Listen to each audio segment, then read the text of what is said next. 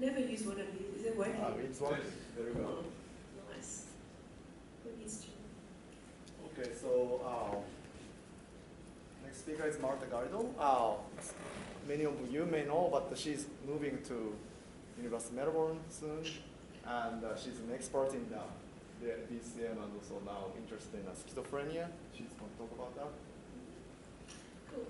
Is that a Pointer. That's okay.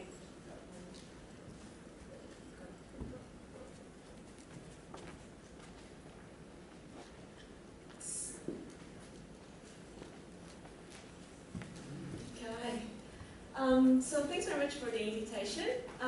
So I'm going to be talking about sort of the positive and the negative sides of consciousness. So obviously when we're not aware of things that are happening, and in psychosis when we are aware of things that are not happening. So I'll start with coma. So as now mentioned in his talk, there is a very big percentage of misdiagnosis between saying a person is minimally conscious or vegetative. So it's about 40% misdiagnosis. So this is the first thing that a clinician would be trying to decide. The other thing is, will this person wake up? And that is related to whether they are in one state or the other. It turns out that there is a response in the brain which is evoked by having a sequence of sounds that is surprising in some way, like the one over here. So you've got beeps, and then once in a while you've got whoops. And you can measure with EEG the brain response to these sounds, and it turns out that people who are more likely to wake up will have a stronger prediction error response. So the prediction error being defined by the difference between the responses to the green or standard sounds and the responses to the red or deviant sounds.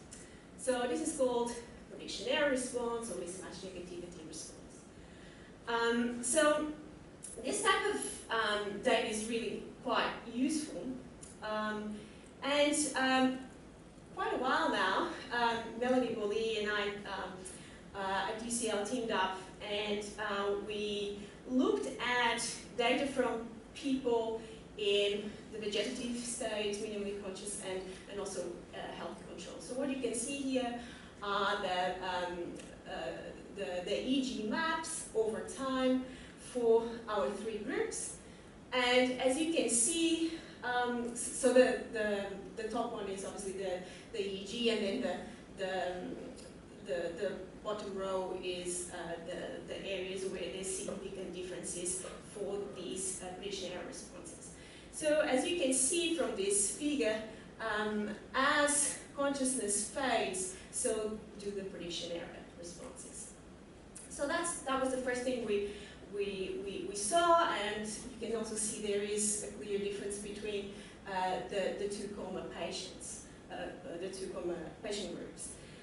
So the next thing we asked was, what about the macrocircuitry? So what is generating these prediction error responses?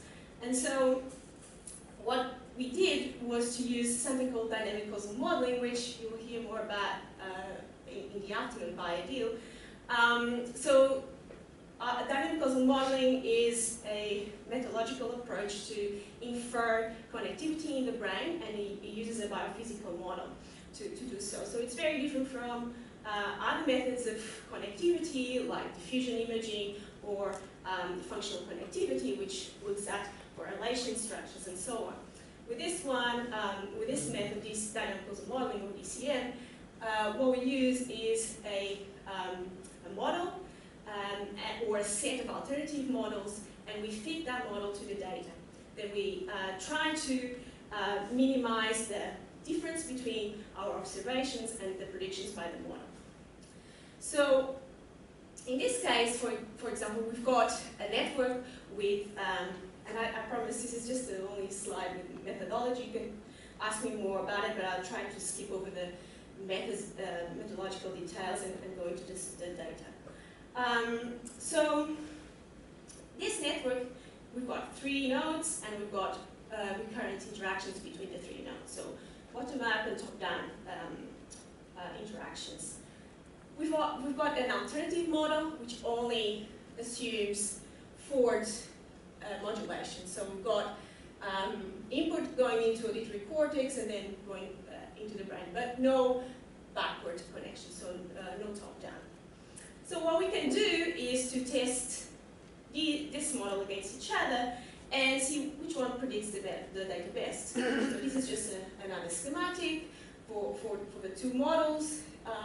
We can look at left and right. In this case, it is asymmetric, and I'll tell you. Well, in this case, it doesn't matter; it's just a toy model. But what we did here in this paper was to fit these 2 models to EEG data, and what you can see here is that the model, so that the predictions by the model are in the thick line, and the observations are in the dashed line. So what you can see is that the model, which has backward connections, explains the data a lot better, especially for later periods of time, okay, than the model without the top-down connections.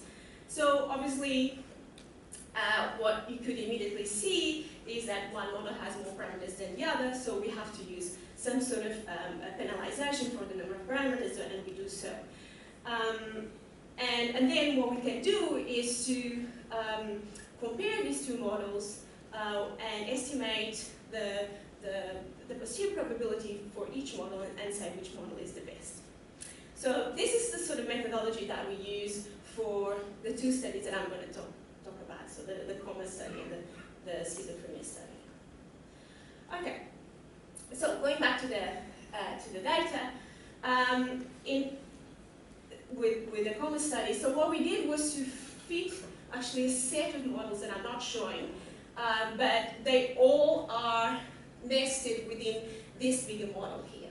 So there were models that only included primary auditory cortex in red, the red dots, then secondary auditory cortex with including the yellow dots, and then with the frontal atriofrontal gyrus nodes in blue. And so we tested this with model space to the data, and then we did Bayesian model selection to extract the best model. So the best model was this one, and then what we can do is to extract the parameters that were estimated in the optimization of the algorithm, and then look at the connectivity parameters per group. And that's what I'm showing here in this plot. Okay. So I'm showing you the connectivity just for this connection, because that was the only one that came out significantly different across the groups. So all the other connections were no different, or we couldn't find evidence for being different. But for this one, we could find. So that shows that there was some specificity, something special about this connection. And what we see is that it's different for the minimally conscious and the healthy controls, and for the vegetative state and the healthy controls, which is nice. But what is really quite interesting is the difference within the coma umbrella. So having found that difference, it was quite exciting because, as I said in the beginning, these 2 groups are hard to differentiate. So this has a number of implications. So one being, is consciousness emerging through top-down connectivity and involving a frontal source? So that goes back to Tony's point that perhaps consciousness is not in the very early sensory areas. And then the other thing that hasn't been tested yet, but would be potentially interesting, would be to use this sort of methodology to make predictions about, or to improve diagnosis and also make predictions about whether these particular patients will wake up. So, so that was exciting, but this is quite a while ago. And then afterwards, we're thinking, well, there's a few buts. So first of all, this was a pretty small sample, especially for the patients. So the question is, will it replicate in a larger sample? And now we're really going into the age of big data and open data. So it would be really exciting to replicate this in a much larger sample. And then the other question is whether we could actually couple this with some machine learning approach to really make personalized predictions for these groups. So obviously this is a comparison between two groups, but it's still a group comparison. It has nothing to do with out-of-sample diagnosis, identification, or even prediction for whether these people will wake up. So this is something that I'm interested in, and if you have the data and are interested in these questions, I'd love to talk to you. So this is, Can I ask a question before you yeah, move on? absolutely. Given that Massimini and Bolia did all this PCI stuff, have they got data from the same patient? Have they done this, the mismatch negativity, collected that data along with the TMS, EEG, PCI? Like, is it picking, you know, if to what extent do these signals you're picking up the feedback loop, the PCI is completely looking at interconnectivity in these local areas? It would Melanie or Massimini say that this does a better job than PCI? I mean, do they have that data? I don't know. That's a good question. I should probably get in touch with them again. It wouldn't be surprised. It wouldn't take much if they're going to do a PCI thing. The least of the inconvenience would be to do a BB bomb. That's right, exactly. And it takes 15 minutes, so it would be a, not great annoyance. Trying to like, is it the same signal? Is it a different way of describing the same relationship? Yeah, rather than TMS as a trigger, this sound itself as a trigger to compute this, a PCI is also possible. That's what you did for your and it has been done by others in anesthesia, sleep. What Marcello is often saying that TMS is better because it's opening all possible gates in a way. So the sound will travel through a functional network that is specific to sound, where the TMS will travel is a massive perturbation. So you're flooding the brain with electric currents, and you're really revealing any kind of connection that could. Well, I guess so. That is sort of the question: is this tapping into something different than the sort of PCI specific to the auditory cortex? So the way Marta Massimini is presenting is, yes, according to him, PCI works best because it's really showing you the potential of the brain, not only its ability to process a given stimulus, but its ability to process any given stimulus. So it'd be interesting if they had it from the same.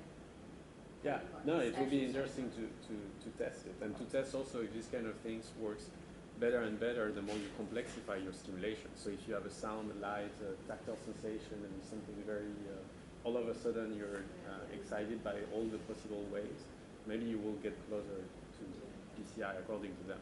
Yeah, so just respond to that. I think that's a really good idea, but with DCM, it would be hard to model it because if we're now including visual stimuli and all sorts of other things, then we have to model those nodes as well. So the more nodes we put into the system, the harder it is to actually get a solution that is reproducible. But this TMS triggered EEG response itself, that can be modeled with DCM as well, right? I guess it can, yes. But because they do the source localization. Yeah. And then you just pick, but I don't know, TMS can also, I don't know how localized it is, right? Can you really say it's that focal? I don't know, but I imagine that, the really comparison of this TMS EEG and the DCM and also this prediction error framework, maybe actually quite interesting, especially if we have the data from the same subject. Yeah, that would be interesting to do. Good idea. TMS does spread widely, right across to the other hemispheres. Sorry? Right across to the other hemispheres. Yeah. So Yeah. exactly. Out of curiosity, how much fluctuation in this parameter would you expect in the normal health population? Yeah, I don't have it verbalized there. I should.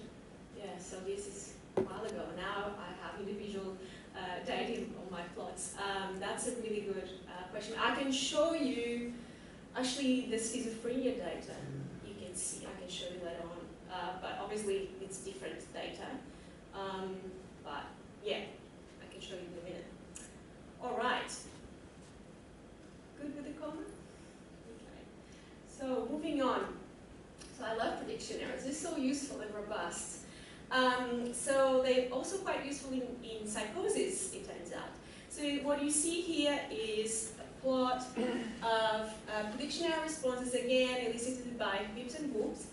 Would you believe it? And you've got controls in green, and then at risk in blue, and then recent onset and chronic patients with schizophrenia. So you see a nice gradation of this response being attenuated as psychosis becomes more severe. So this is something that is being reproduced quite a lot, and I think the first person to identify this was Pat Mitchell in Newcastle, and it's been replicated all over the world, and it's, if not the best, one of the best biological hallmarks of schizophrenia. The other thing that is quite remarkable about this response is that it might, with the question mark, be predictive of schizophrenia. So this study, biological psychiatry from the Bond group, showed that people who are at high risk at baseline and equally at high risk based on all the behavioral battery of tests, who then later on ended up transitioning to schizophrenia, had an attenuated prediction error response at baseline.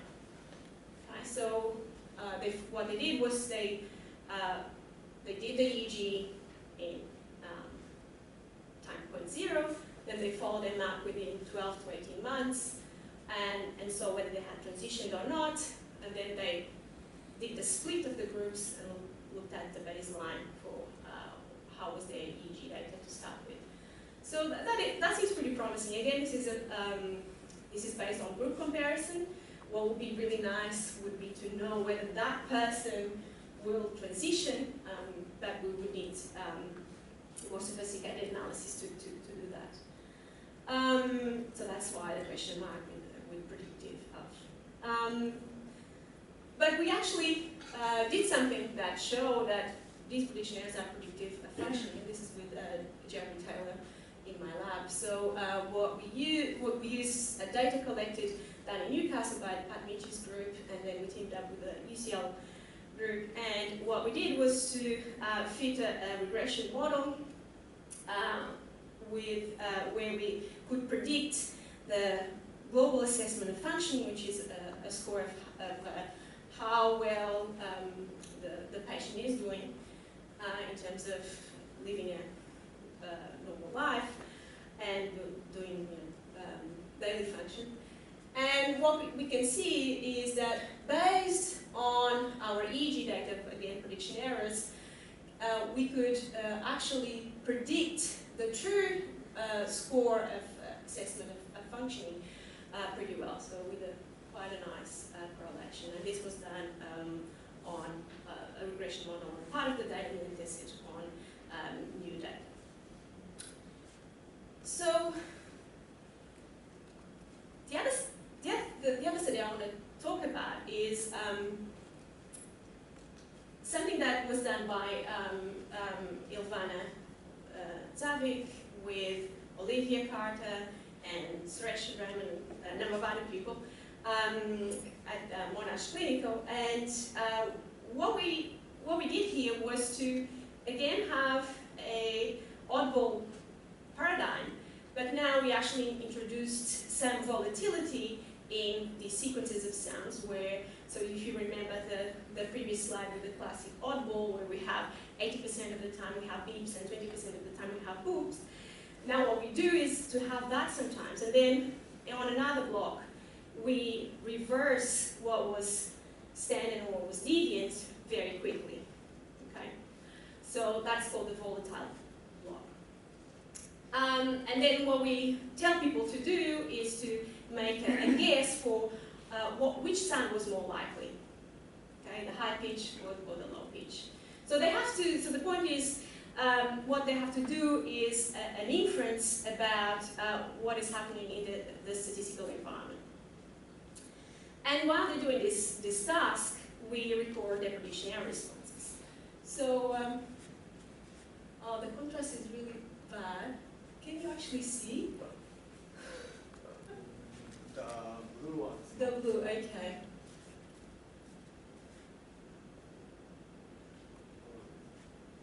Oh dear.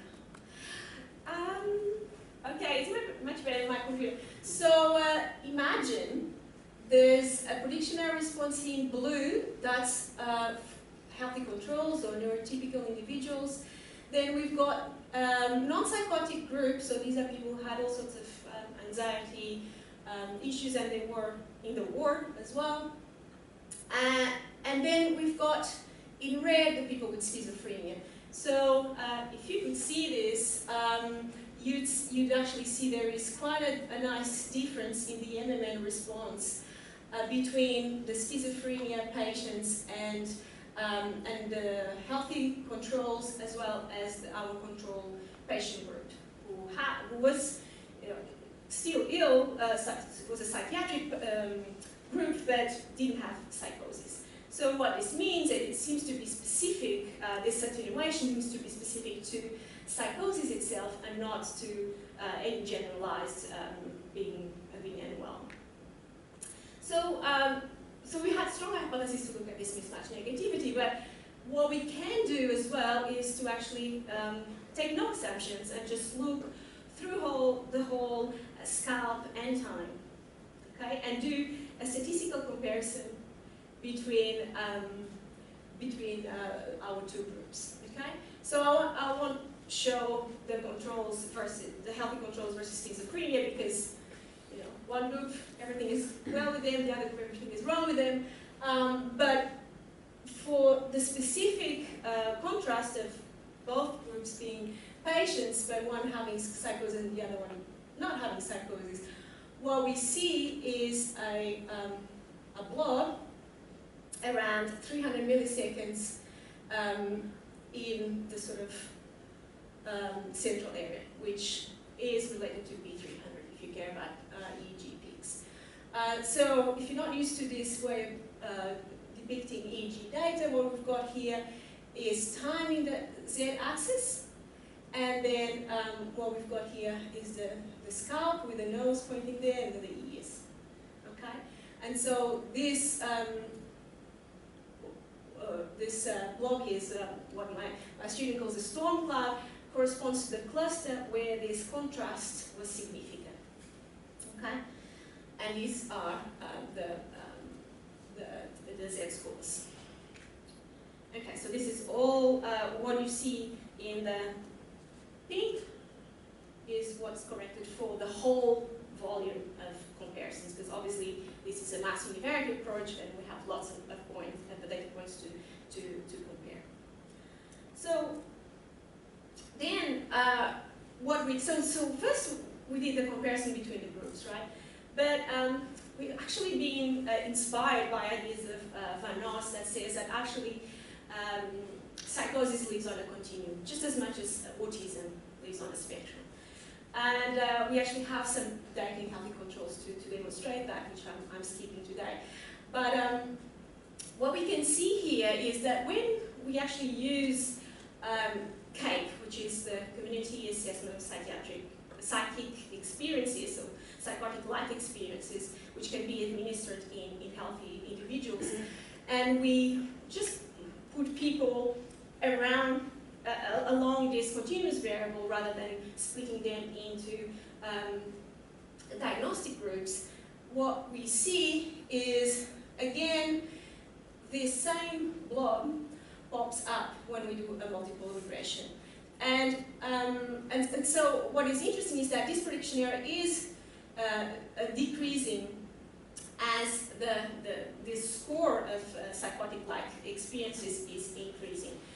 And you see here color-coded the three groups. So again, in blue, the healthy controls, and in purple, the non-psychotic, and in red are the schizophrenic groups. So there is, definitely you can see some clusters emerging, but there's a lot of overlap. If we were to estimate the Gaussian distributions for each group, there'll be a lot of overlap. Okay. Marta, Yeah. the colors and the significance don't relate to the groups, do they? No, sorry. Actually, that was a bad choice of colors. It's just too much. Okay. But it's, yeah, it might be confusing. Yeah. No, that just corresponds to the overall significance of activity when you take the pooled across the three groups, the pooled data across the three groups. Yeah.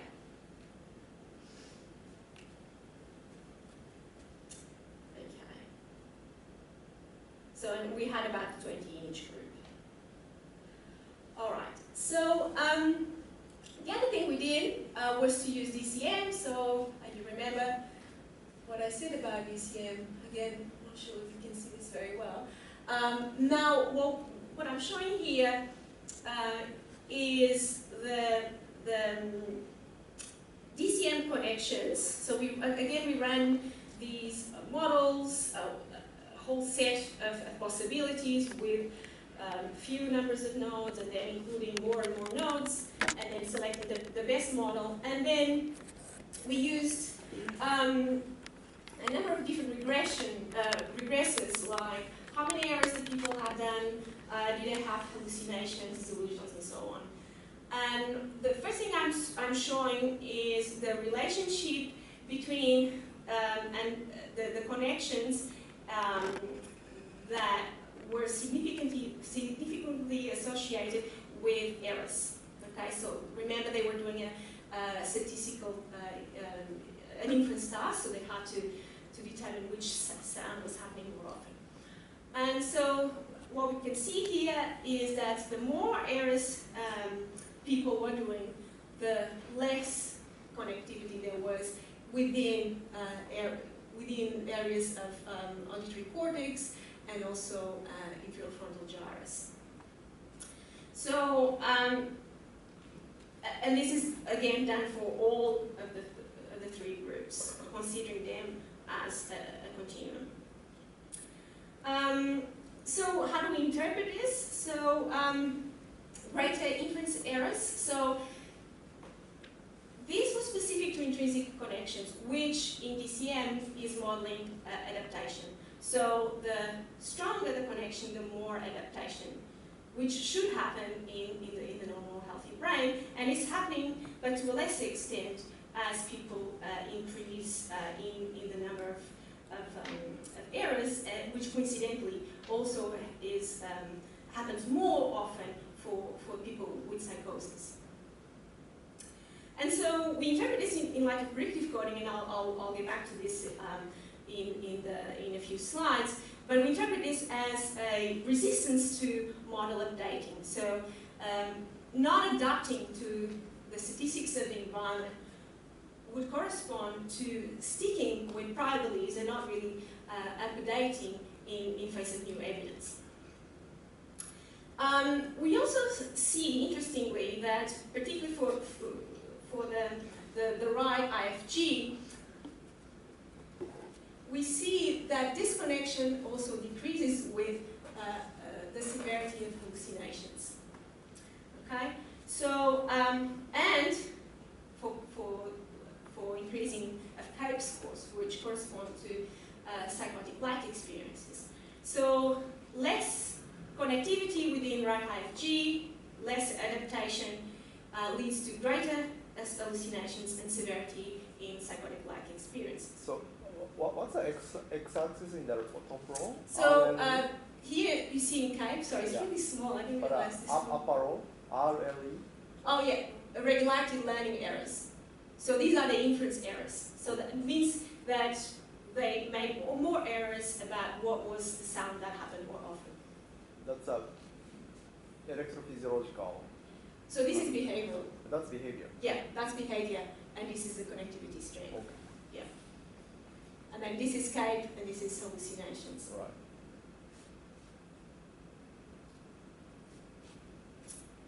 Okay? that we saw was for the CAPE, so the psychotic-like experiences, we actually saw an increase in this top-down connection, which at first surprised me because usually we think more disease, less connectivity. But actually it does match with the idea of having very strong priors, which are presumably conveyed through top-down modulations. And that's exactly what we're showing here with IFG2 SDG having stronger connectivity as psychotic-like experiences increase. And on the other hand, when we look at hallucinations, we see that the connection in the reverse direction is actually decreasing. So there's less bottom-up input. So we interpret this as with maladaptive, too strong priors going down as psychosis increases. We have silencing of these bottom-up connections that relate with greater hallucinations. Yeah. Can I ask about I think this is great, the way of looking at the prior, those basically they're seeing their priors, what you're sort of saying. Is it the prior of the whole set of the statistics of the entire block, or is it the prior of the individual sound that's going to come next? So are they hearing what they expect us to hear, or are they not updating? Are they still believing that this is a beep frequent block where it's actually a boop frequent block? So we, unfortunately, we don't have trial-by-trial data. Because I would make we could do that, but it would make it a bit longer for the patients. But we have every few minutes we'll ask which sound did you hear more often. So they are integrating over a while, and of course we do form priors for the next sound, but we also form priors for the overall context, right? By integrating, and that actually is one of the theories of what might go wrong in schizophrenia, is that they're not very good at integrating over time.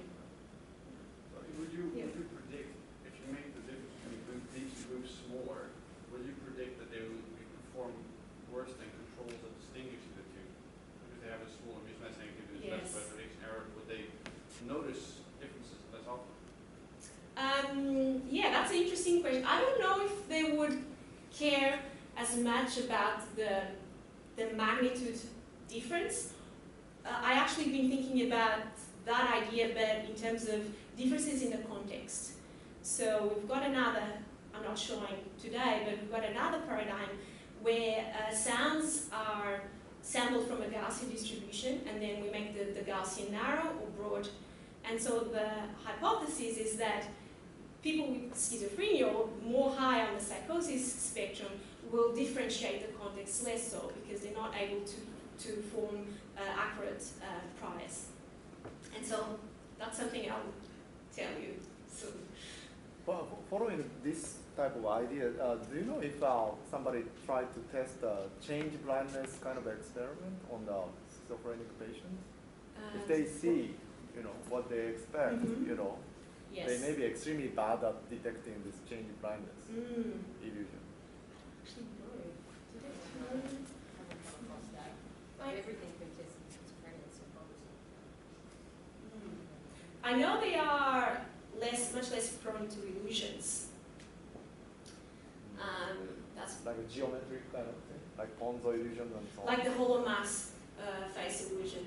So they would actually see things more the way they are. That's weird, isn't it? You the opposite.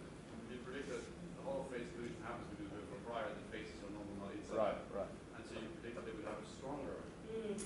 Yeah, no, actually the evidence, so for the theory of strong priors versus weak priors, I think there's actually quite a lot of contradicting evidence. From here, it seems that it's more about having strong priors, which goes in line with delusions and sticky behavior, and not being able to revise beliefs in face of new evidence. But actually I want to do another task to test that idea where we actually manipulate likelihood and prior variance, and we can see using Bayesian models whether people rely more on likelihood or prior, depending on the balance between the precision of the two.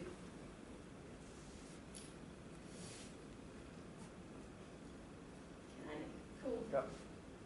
All right, so couple of thoughts about how we're looking at this. So kind of already talked about Bayesian models in the discussion, but basically Bayesian accounts for learning and inference are really quite useful for understanding what might be happening in schizophrenia, but also in autism. But generally for how all of us learn. So the idea is that we've got a prior belief about, it's called in Melbourne, coming from Brisbane, but there is some degree of uncertainty on that. Today is not actually cold at all. And then we've got our sensory observation, again with some degree of uncertainty. And our beliefs, which then guide decision, are actually formed from the posterior. And the posterior is a combination between these two distributions over prior and likelihood. So in the end, your posterior distribution will be somewhere in between the prior and the likelihood, and the variance of that posterior will be smaller as you add the precision of the two, prior and sensory information. So this is a very general model. There's so many, I didn't put names there because the list would go on and on.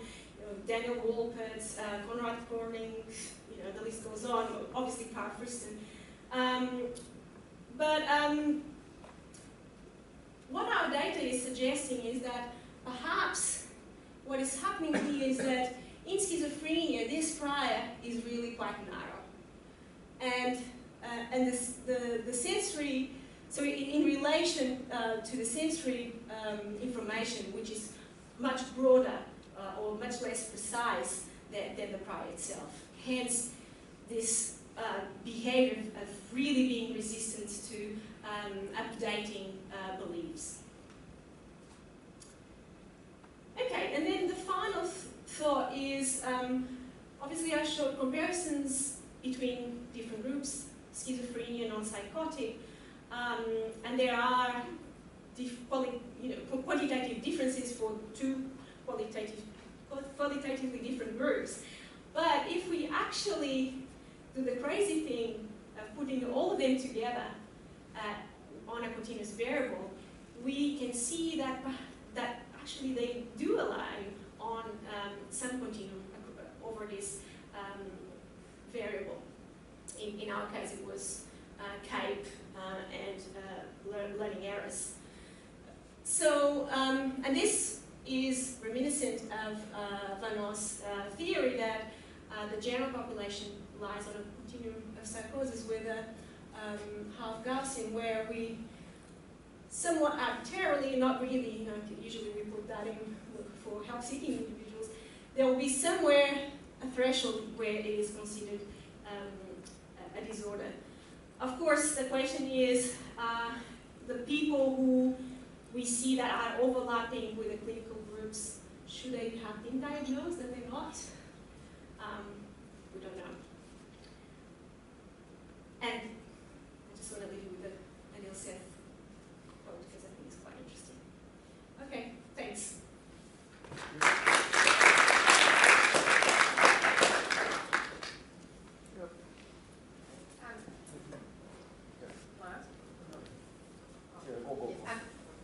So a lot of this, especially those graphs in the previous slide, to do with updating and priors and things, presumably are appropriate ways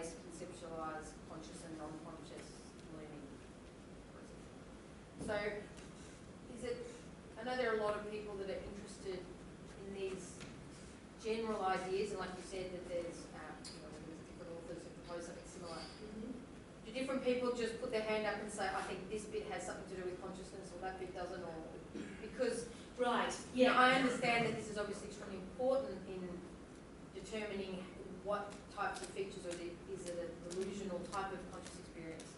But presumably you could have a version of this where this level of processing is all under consciousness. Yeah, absolutely. Just feeding Yeah. into.